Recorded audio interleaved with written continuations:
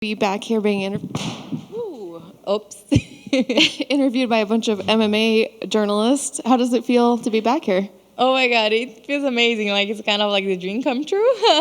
And I hope it's just the first time and I'll be back very soon.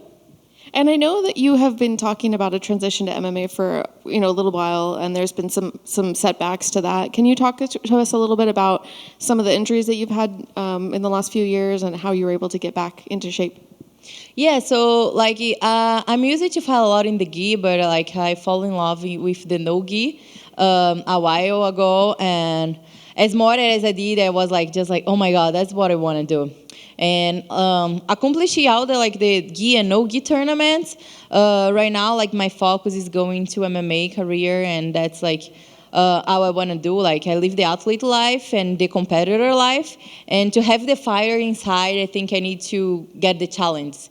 And so that's what I'm looking for, and that's why I'm going next to MMA to find like that fighter that's like inside of me and like desire and like look for something that I haven't done yet and get it. And what's the game plan as far as how you break into MMA? Do you plan on going real slow and doing an amateur fight and then a pro, regional fight, or do you want to get right in there pro high level? I think with my jiu-jitsu career, it's gonna be really hard to get in like straight like the amateur, because it's gonna be hard for somebody to accept the fight. But if it doesn't happen, I'm good with going straight to professional. I think I'm ready, like my experience, and I'm just like gonna look for good training right now, like get ready for my fight, my debut, and no matter what, I think if I train and if I get ready, I will be getting done, like no matter what, like is the challenge that I'm gonna accept. Do you have a gym or a coach in mind for MMA yet? No, to be honest, not yet. Like I'm trying some gyms to see how I'm gonna feel, where I'm gonna feel comfortable. I think more important than have like good coach and good training partners is where you're gonna feel comfortable. I think if I'm comfortable, if I'm happy, that's gonna be a good place to stay and like make it happen. So now I'm like in the nerd time, like studying where it's gonna be the best. And I know a few years ago, I spoke to you at Chris Cyborg's Pink Belt Fitness. Have you talked to her lately about transitioning to MMA? Has she given you any advice, or have you considered her to be your coach? Yeah, 100%. I have talked to Chris. Like she's one of the best in the world, and I'm sure she has a lot to help me with.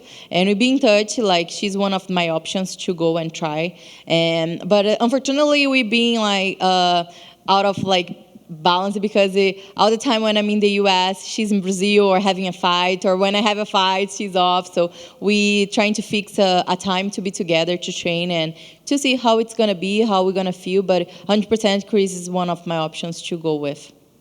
And what was it like grappling with Miesha Tate?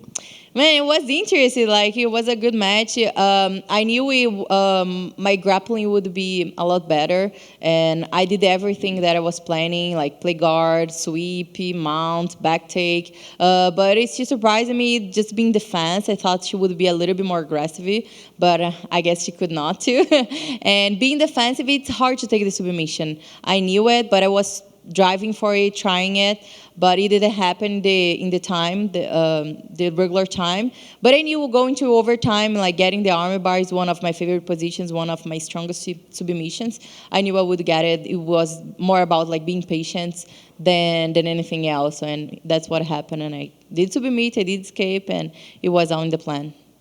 And what's next for you? Do you have another tournament lined up, another match, or you're going to take some time off?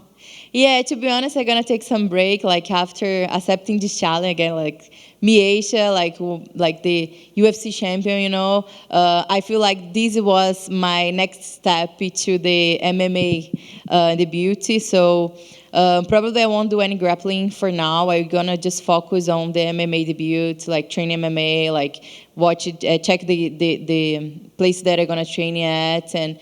But right now, Christmas, New Year, family time, just like chill a little bit. This year was very long. I did a lot of no-gi competitions.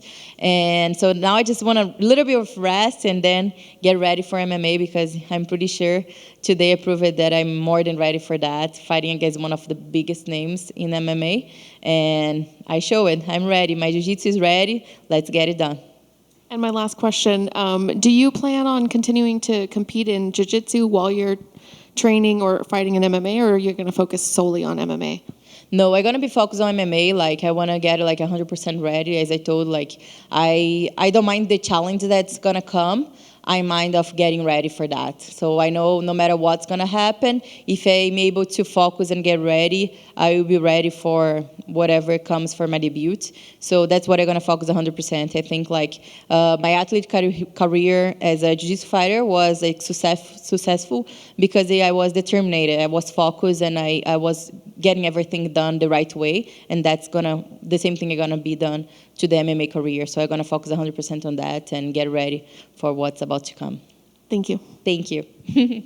Just a couple quick questions. It sounded like did Misha offer to do some training with you after you guys finished the match? I thought I heard her say something like we should train together. Yes. Is that something that you're hoping to maybe take her up on? Yeah, that was exactly what happened.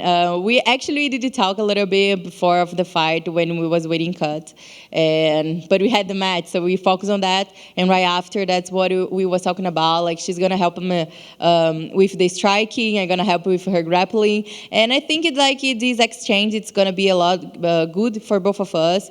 And her experience as an MMA fighter is like unquestionable, but as I am as the grappler, and I think we can help each other a lot. So for sure, she's another girl that I'm looking forward to train with and to be part of my transition to MMA. Are you based in the United States or are you living in Brazil? Half and half. So I live half like in Brazil, where is my family, where is my hometown, and I live half here. I just got my green card, so I live half in America. Such a good country that has like got me like with the heart since like 2007. So I feel comfortable to be here. I'm in California, San Diego, where is like where I use it to train, to compete in jiu-jitsu, all the jiu-jitsu tournaments around. So I'm half there, half here. So I think that's like why it's gonna be easier to train a little bit here with all those like amazing MMA girls and just get like ready for the MMA.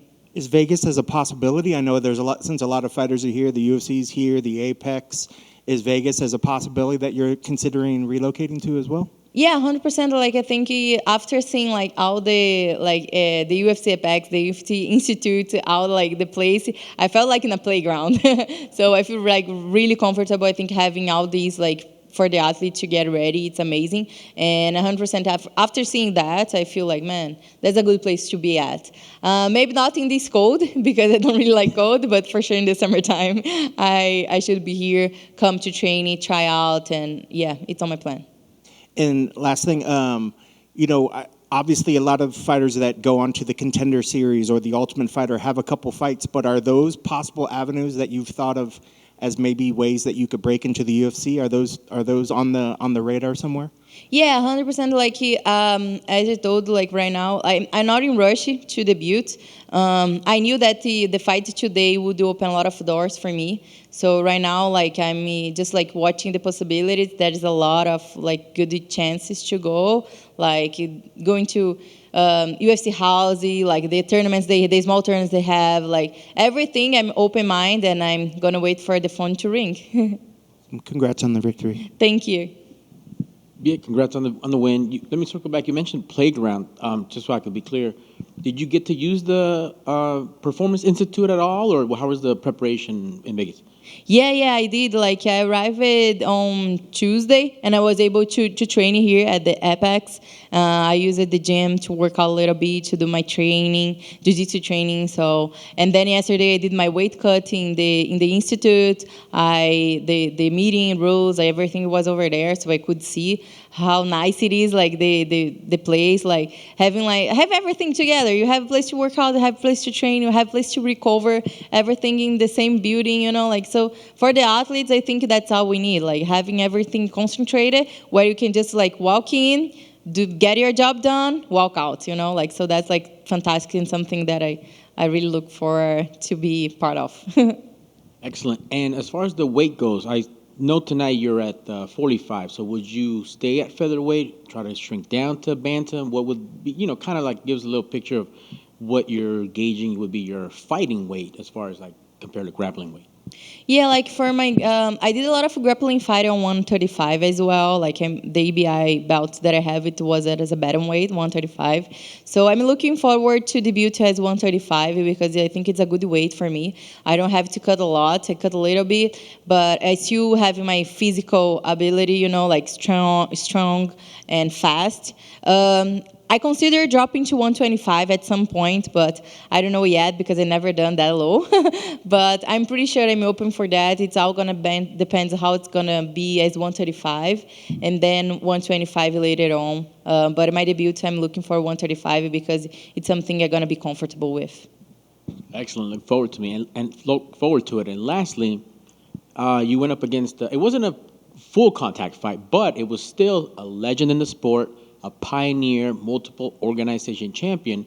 How was that mental compared to when you were in front of her on the mat and you're like, oh my gosh, like this is really happening. This is Yeah, like fighting against Meisha was like a huge challenge. Like when they called him and they told me to fight. First they called me and they say, hey, we want you to be part of the event. Like said, man, I don't want to be part of the event just like having a regular fight with a jiu-jitsu girl, That's like what I've been done like my whole life. Why we don't do something different? And then like 1 week later they came, hey, do you want to go against Miesh? I said, oh, yeah, now we're talking about that, Like, so it was really nice. And I was like 100% ready, like to accept the challenge. And I was so honored that she did accept because I know to be a champion as she is, she is able to accept the challenge to go at. And grappling against me, I knew was a big challenge. So that's what I had in my mind because she accepted to come to my world. And that's where I have the dominance. And I knew that if I was able to put my game on, my pace, like my aggressive, that would be easy to go on. But it was really nice because I could feel how it is an MMA fighter, on the grappling. And that's something that I was like looking forward at, man, if I can do good against her, man, nobody's gonna stop me. Like, doesn't matter if it has like the contact, like the punches or no. But I feel that if I can put my jiu-jitsu against her on, man, it's gonna be easy against anybody else. I think she was one of the girls that most does grappling in the MMA. So I knew going against her it would be like a good step to what I'm looking for. So it was amazing be able to face her tonight. Excellent. Well, besides good, you did great, actually. Thank you. Congrats on the win, and look forward to seeing you debut one day. Thank you, appreciate it.